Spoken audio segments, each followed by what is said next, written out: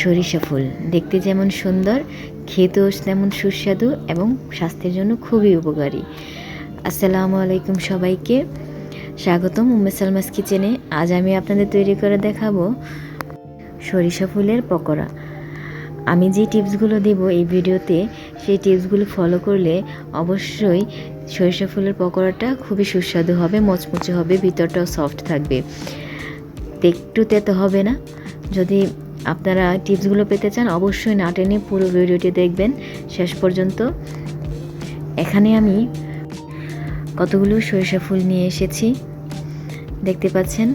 এখন এই সরিষা ফুলগুলোকে ভালো করে আমি লবণ পানিতে ভিজিয়ে রাখবো 10-15 মিনিটের মতো।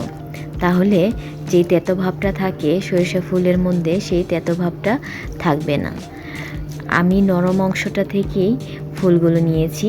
এখন ভালো করে ধুয়ে নেওয়ার পর ফুলগুলোকে কুচি কুচি করে কেটে নিয়েছি। এখন আমি এতে দিয়ে দেব ধনিয়া কুচি। আমি এখানে প্রায় হাফ কাপের মতো ধনিয়া কুচি ব্যবহার করেছি। তারপর দিব মরিচ কুচি, ঝালটা আপনার ইচ্ছা মতো দিবেন। এখানে আমি আদা কুচিটা ব্যবহার করছি, আমি এখানে বাটা ব্যবহার করব না। এখন রসুন কুচি ব্যবহার করছি।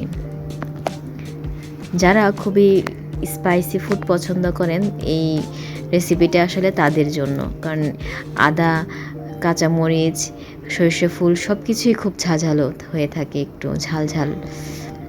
আমি এখানে পেঁয়াজ কুচি আর লবণ দিয়েছি, হলুদের গুঁড়ো, মরিচের গুঁড়ো, ধনিয়ার গুঁড়ো সব কিছু দিয়ে খুব ভালো করে মেখে নিতে হবে।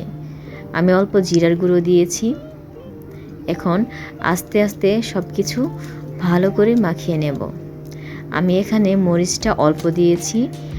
অনেক সময় দেখা যায় মরিচ খুব বেশি ঝাল হলে মাখার সময় হাত খুব জ্বালা করে, তাই মাখানোর শেষে আপনারা যে ঝাল বেশি খেতে চান তাহলে উপরে ছড়িয়ে দিতে পারবেন কাঁচামরিচগুলো। এখন আমি ভালো করে মেখে নিয়েছি। এখন আমি চালের গুঁড়ো আর আটা হাফ কাপ পরিমাণ দিয়ে দিয়েছি।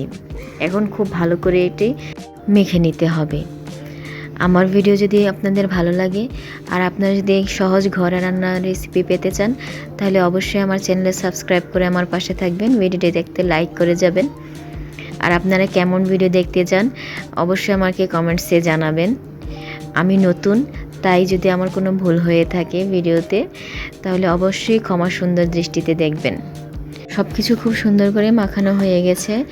এখন আমি একটি ফ্রাই প্যানে তেল গরম করে নেব।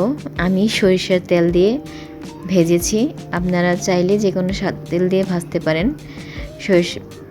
তেল দিয়ে ভাজার কারণে এটা আরেকটু ঝাঁঝালো হয়েছিল।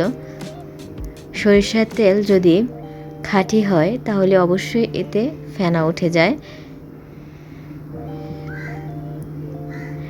এক এক করে আমি পকোড়াগুলো দিয়ে দিচ্ছি।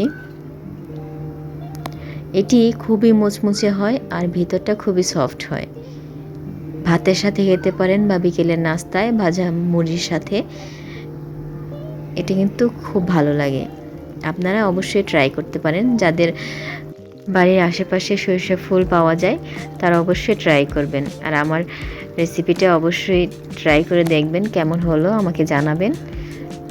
আমি এক পাশ ভাজা হওয়ার পর আমি আস্তে আস্তে সব কিছু সুন্দর করে উল্টে পাল্টে দিচ্ছি।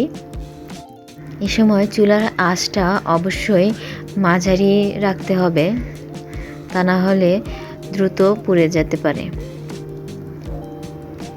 যেহেতু সরিষা ফুল খুবই হালকা তাই সেদ্ধ হতে বেশি সময় লাগে না, দ্রুতই সেদ্ধ হয়ে যায়। এবং চালের গুঁড়ো আর আটা দেওয়ার ফলে এটি খুব মুচমুচে হয়েছে।